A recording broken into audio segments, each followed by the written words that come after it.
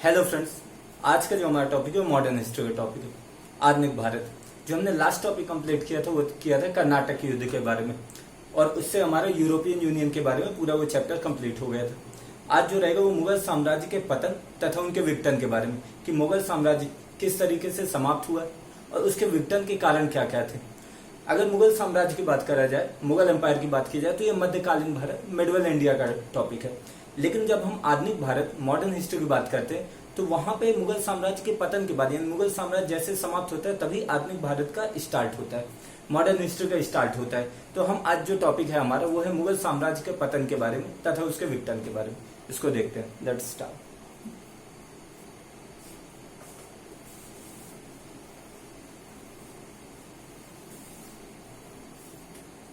Topic है हमारा मुगल साम्राज्य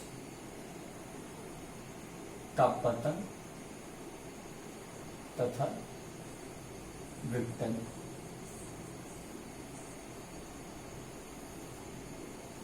मुगल साम्राज्य का पतन तथा विघटन।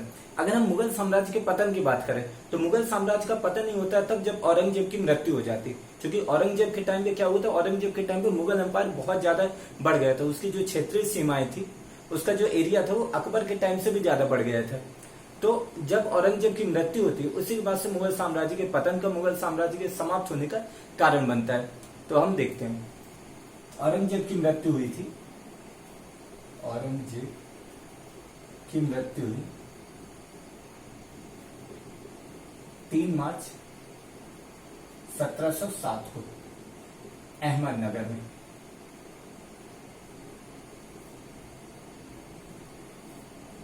यानी औरंगजेब की मृत्यु हुई थी 3 मार्च 1707 में अहमदनगर में। अब उत्तराधिकार के लिए युद्ध ना हो, क्योंकि भाई उत्तराधिकार के लिए तो युद्ध होता था, तो उत्तराधिकार के लिए युद्ध ना हो इसके लिए औरंगजेब ने अपनी वसीयत लिख के गए थे कि भाई उसके जितने भी पुत्र हैं, जितने भी बेटे हैं, उनको राज्य का बंटवारा किस प्रकार करना है, उसके लिए उसने उत्तराधिकार अपनी वसीयत लिख के गया था। यानी उत्तराधिकार के लिए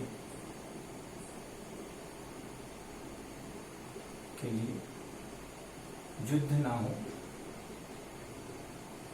इसके लिए उसने वसीयत लिखी थी। यानी उत्तराधिकार के लिए युद्ध ना हो इसके लिए वसीयत लिखी थी। अब औरंगजेब के जो जीवित पुत्र थे वो थे कितने? 3 थे औरंगजेब के पुत्र, औरंगजेब के जो बेटे। जो पहला था मुअज्जम था, मुअज्जम। दूसरे का नाम था आजम, एंड थर्ड इज काम्बक्स, काम्बक्स। यानी जो पहले बेटे का नाम था वो मुअज्जम था, दूसरा आजम था, तीसरा काम्बक्स था। मुअज्जम को बोला कि 12 सूबे मिलेंगे, 12 सूबे मिलेंगे जिसमें दिल्ली उसकी राजधानी होगी, दिल्ली राजधानी होगी। औरंगजेब की वसीयत के अनुसार 12 सूबे किसको मिलेंगे? और ये मुअज्जम को मिलेंगे तथा दिल्ली उसकी राजधानी रहेगी। और वहीं आजम की बात की जाए तो आजम को बोला गया कि आगरा, दक्कन, मालवा व गुजरात। यानी आगरा, दक्कन, मालवा व गुजरात के सूबे किसको मिलते थे? आजम को मिल रहे थे। और काम्बक्स की बात की तो बीजापुर, बीजापुर और हैदराबाद, और हैदराबाद। यानी इस तरीके से वसीयत में उसने पूरा को पूरा लिख दिया था औरंगजेब ने। अब क्या हुआ, जब औरंगजेब की मृत्यु हुई, जब औरंगजेब मरा था, तब मुअज्जम कहां था? मुअज्जम अफगानिस्तान के जमरूद नामक स्थान पर था।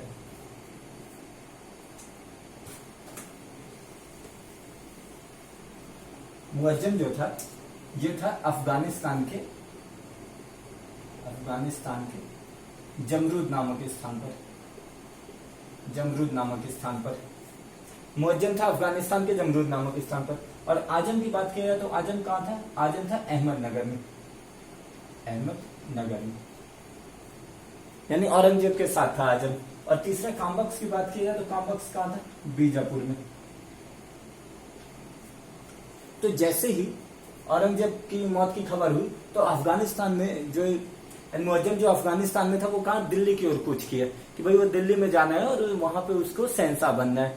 लेकिन वो रास्ते में लाहौर में उसने अपने आप को बादशाह के नाम से अपनी उपाधि ली, यानी अपना नाम चेंज किया, उसने बादशाह रखा और वहां पे बहादुर शाह रखा और वहां पे बादशाह बन गया है। जमरूद जो था, ये मुअज्जम जो था, ये बहादुर शाह के नाम से इसने अपने को नाम चेंज किया और वहीं जाकर बादशाह बन गया। और ये काम किया था लाहौर में। और अगर बात किया जाए तो कामबख्श जो था, कामबख्श ने बीजापुर में अपने आप को बादशाह घोषित किया। बीजापुर में बोला कि भाई जो मुगल साम्राज्य का जो आखिरी जो दूसरा बादशाह रहेगा वो कौन रहेगा, कामबख्श रहेगा, इसने बीजापुर में बोला। और वहीं अगर बात किया तो आगरा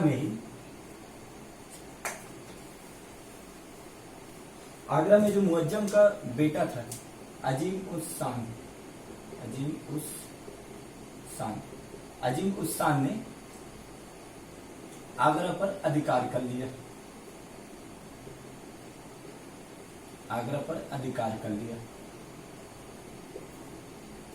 जब आगरा पर अधिकार कर लिया किसने, अजीम उस शान ने, तो जो आजम था, आजम ने क्या किया, आगरा पर अधिकार आजम करना चाहता था, क्योंकि वसीयत के अनुसार आगरा किसको मिला था, आजम को मिला था। लेकिन इस पर अजीम उल शाह ने अधिकार कर लिया था। तो फिर आगरा को पाने के लिए आजम ने आगरा के समीप जजाऊ पर बेड़ा डाला था, यानी जजाऊ पर अपना बेड़ा डाला था, यानी जो अगला युद्ध होने वाला था जजाऊ पे होने वाला था। तो ये कंप्लीट हुआ कि किस तरीके से उत्तराधिकार के लिए सब चीजें हुई। अब हम इसके बाद उत्तराधिकार के लिए जो युद्ध हुए थे उसको देख लेते हैं।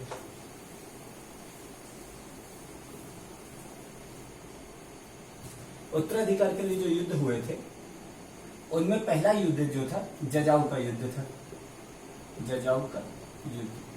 यह हुआ था 18 जून 1707 में। यानी जो जजाऊ का युद्ध हुआ था वो 18 जून 1707 में हुआ था। और किस किस के बीच हुआ था, बहादुर शाह और आजम के बीच हुआ था। ये युद्ध बहादुर शाह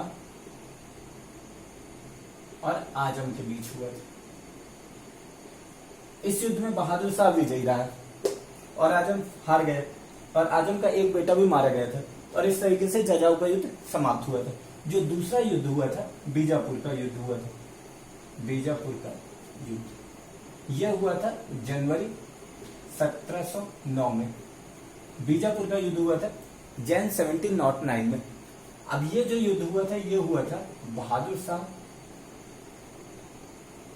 और कामबख्श के बीच में। बहादुर शाह और कामबख्श के बीच में बीजापुर का युद्ध हुआ था।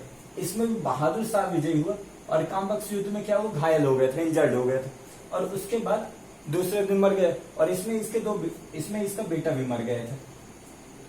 तो एक तरीके से अब जो उत्तराधिकार के लिए जो युद्ध हुआ था उसमें बहादुर शाह विजयी रहा। यानी दोनों भाइयों के साथ उसने उत्तराधिकार के लिए युद्ध किया। एक में जजाऊ का युद्ध किया और दूसरा बीजापुर का युद्ध किया। जजाऊ में उसने आजम को हराया और बीजापुर में उसने कामबख्श को हराया। इस प्रकार से अब उत्तराधिकार के लिए युद्ध समाप्त हो गया था और बहादुर शाह जो था अगला मुगल साम्राज्य का बादशाह बन गया था।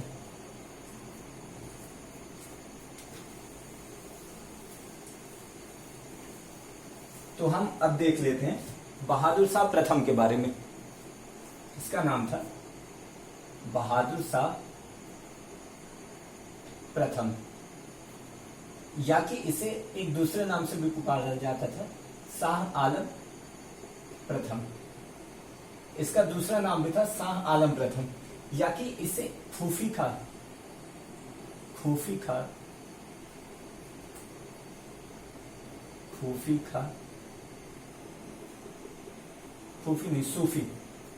सूफी खां द्वारा प्रदत्त किया गया था।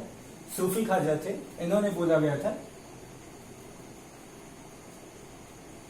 शहंशाह बेखबर,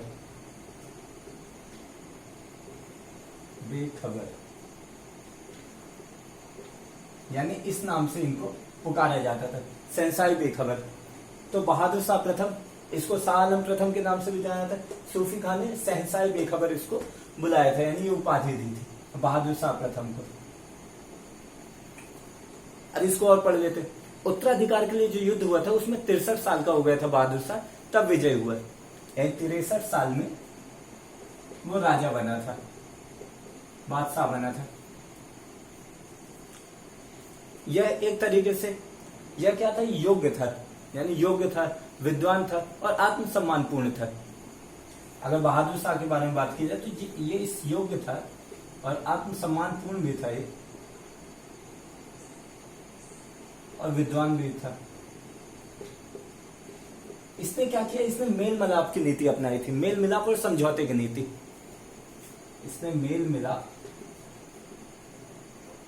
और समझौते की नीति अपनाई थी।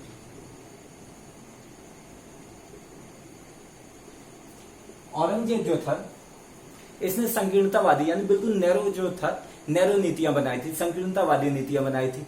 लेकिन जो बहादुर शाह था उसकी संकीर्णतावादी नीतियों को तथा उसके कुछ कदमों को उसने बदल दिया था। औरंगजेब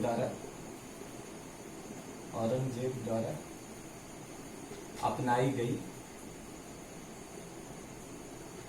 संकीर्णतावादी नीतियों तथा कदमों में से कुछ को बदल दिया, कदमों में से कुछ को बदल दिया। प्रारंभ में अगर बहादुर शाह प्रथम के बारे में बात किया जाए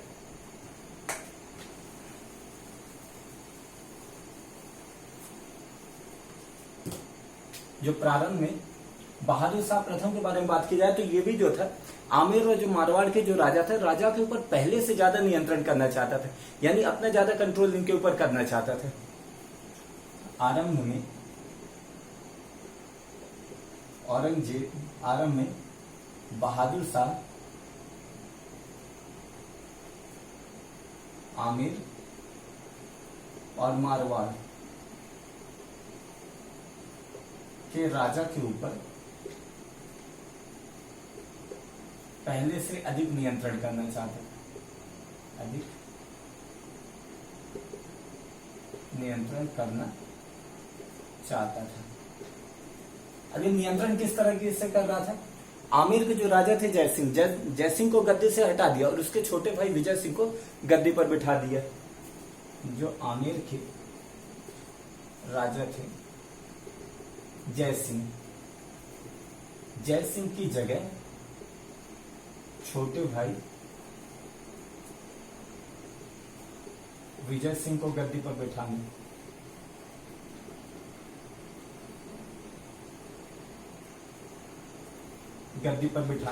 और अजीत सिंह जो थे, जो मारवाड़ के राजा थे अजीत सिंह को बोलना कि आप मुगल सत्ता की आधिपत्य स्वीकार करो, यानी मुगल सत्ता के आप कंट्रोल में आ जाओ।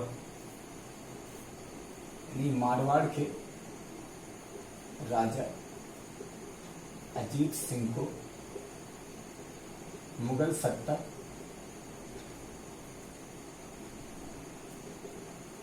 की आधिपत्य स्वीकारने के लिए विवश करना। यहां तक कि बहादुर शाह ने आमेर और मारवाड़ के जो शहर थे वहां पे फौजी डेरा भी डाला। यहां तक कि आमेर और मारवाड़ के शहरों पर फौजी डेरा भी डाला।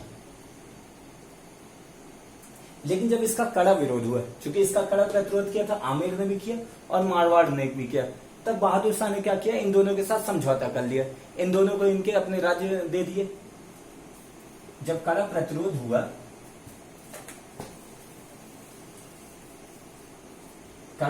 हुआ, तो समझौते कर लिए और इनको इनके राज्य वापस कर दिए, ये आमेर और मारवाड़ को। लेकिन जो इनकी चाहत थी कि इनको उच्च मनसब मिले